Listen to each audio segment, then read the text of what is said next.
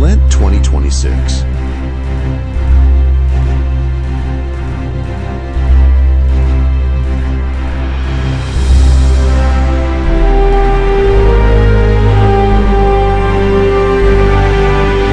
മനുഷ്യകുലത്തിൻ്റെ പാപപരിഹാരത്തിൻ്റെ ബലിയായിട്ട് ഈശോ പീലാത്തോസിൻ്റെ മുമ്പിൽ നിൽക്കുമ്പോൾ ഈശോയുടെ ശരീരം ചമ്മട്ടിയടിയേറ്റ ശരീരമായിരുന്നു.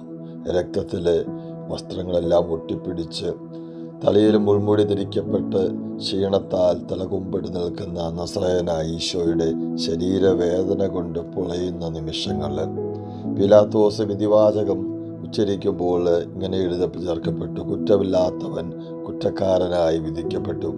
എങ്കിലും അവിടുന്ന് ഇതെല്ലാം നിശബ്ദനായിട്ട് കാണുന്ന ഒരു നസറേയനായ ഈശോ വേദനയോടെ സഹിഷ്ണുതയോടെ എല്ലാം സഹിച്ച് കുമ്പിട്ട് നിൽക്കുമ്പോഴും മറ്റുള്ളവർ ഈശോയെ കുറ്റപ്പെടുത്തുമ്പോഴും തെറ്റിദ്ധരിപ്പിക്കുമ്പോഴും ആക്രോശിക്കുമ്പോഴും തലയിൽ മുൾക്കിരീടം വയ്ക്കുമ്പോഴും കർണത്തടിക്കുമ്പോഴും എല്ലാം നിസ്സംശയം സഹിച്ച് എല്ലാം മാനവരാശിയുടെ നമ്മുടെ മുഴുവൻ്റെ പാപങ്ങൾക്ക് പരിഹാരമായിട്ട് ഈശോ ഇതെല്ലാം സഹിക്കുമ്പോൾ സ്വർഗം എണീറ്റ് നിന്ന് ജിജ്ഞാസയോടെ നോക്കുകയായിരിക്കും.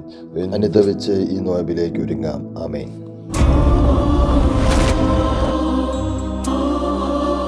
This is Sweet and Bitter Spiritual Program. Join with us and share to your friends.